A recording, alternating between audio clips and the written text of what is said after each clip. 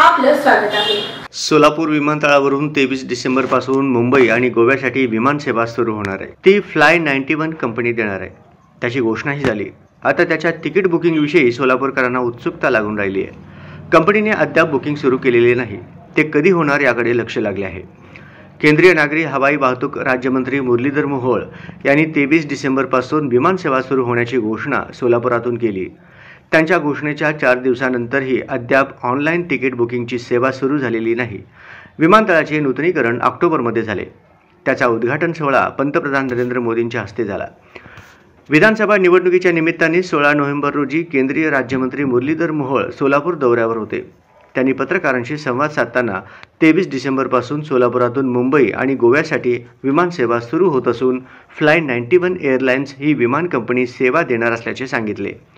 त्यानंतर दुसऱ्या दिवसापासून ऑनलाईन तिकिटाचे आरक्षण बुकिंग सुरू होईल असे सांगण्यात येत होते, परंतु अद्यापही ते सुरू झालेले नाही। दररोज अनेक जण भारतीय विमानतळ विकास प्राधिकरण आणि फ्लाय 91 एअरलाइन्सची वेबसाईटला भेट देत आहेत। पहिल्या विमान प्रवासाचे तिकीट बुकिंग करण्याची उत्सुकता अनेकांना आहे। तिकीट बुकिंगबाबत विचारणा करण्यासाठी सोलापूर विकास मंचचे सदस्य विजय जाधव यांनी फ्लाय 91 एअरलाइन्सकडे ईमेलद्वारे विचारणा केली आहे, परंतु कंपनीकडून अद्यापही त्याचे उत्तर प्राप्त झालेले नाही।